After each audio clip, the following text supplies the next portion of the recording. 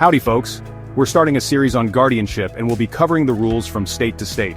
Turning 18 is a big deal everywhere, but in states like Texas, it's a legal game changer. Suddenly, your child is an adult. They can vote, get married, and even join the military without your say-so. That's a big adjustment no matter what. For parents of young adults with special needs, this transition can bring extra challenges. You've been their rock, their advocate, their voice. But when they turn 18, the law sees them as capable of making their own choices. That's where things get tricky. Many parents wonder, can my son or daughter really handle these decisions? Will they be taken advantage of? These are valid concerns. The good news is, Texas law offers options. Two important ones are guardianship and supported decision-making. We're going to break those down so you can make the best choice for your family.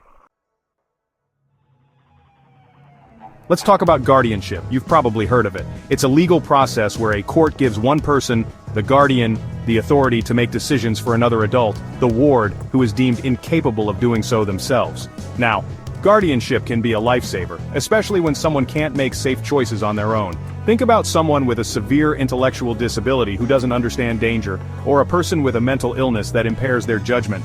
In these cases, a guardian can step in to keep them safe and make sure their needs are met. But here's the catch. Guardianship takes away a lot of rights. It's a big decision and it shouldn't be taken lightly. We're talking about things like where they live, who they see, and even what medical treatments they receive. The guardian calls the shots. That's a lot of power, and it comes with a lot of responsibility. Now let's talk about supported decision-making. This is a newer concept in Texas, and it's all about empowering individuals with disabilities to make their own choices, even if they need some help along the way. Think of it like this.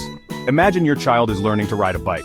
At first they need training wheels. You're there to guide them, to keep them from falling, but eventually they gain confidence and balance and they can ride on their own. Supported decision-making is similar. Instead of having a guardian make all the decisions, the individual with a disability works with a team of trusted supporters. These could be family members, friends, or professionals.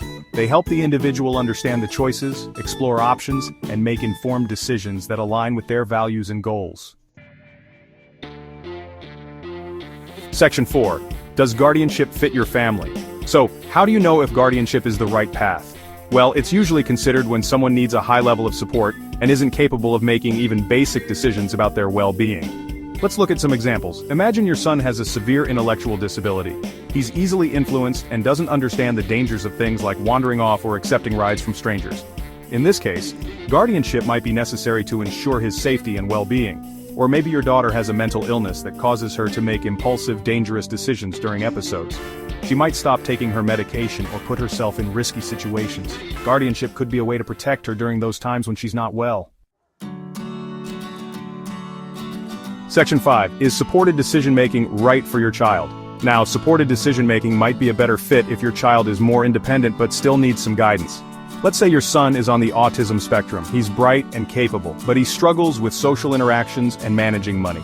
With supported decision-making, he could have a trusted friend or family member help him budget his money, make appointments, and navigate social situations. This way, he retains his independence and learns valuable life skills while still having a safety net.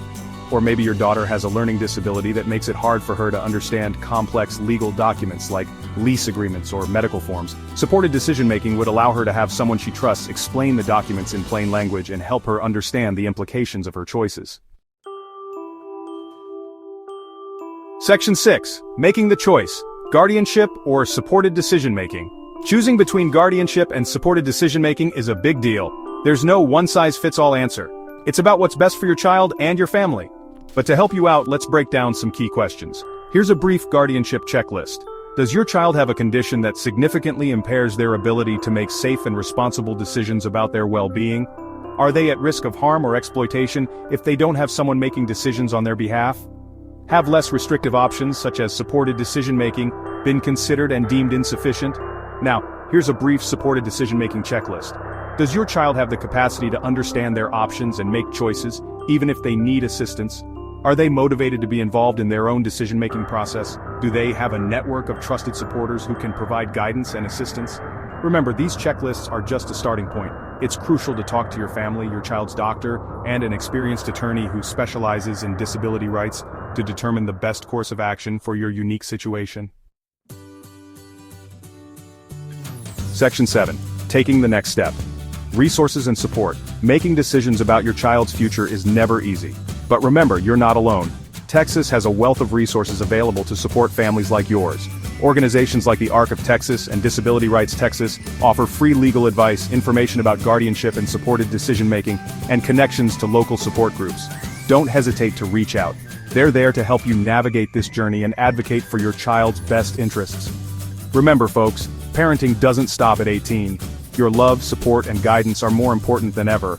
By exploring your options, asking questions, and seeking support, you can help your child transition into adulthood with confidence and empower them to live their best life. And that's what it's all about. We're going to continue with the subject of guardianship in later videos. See you next time.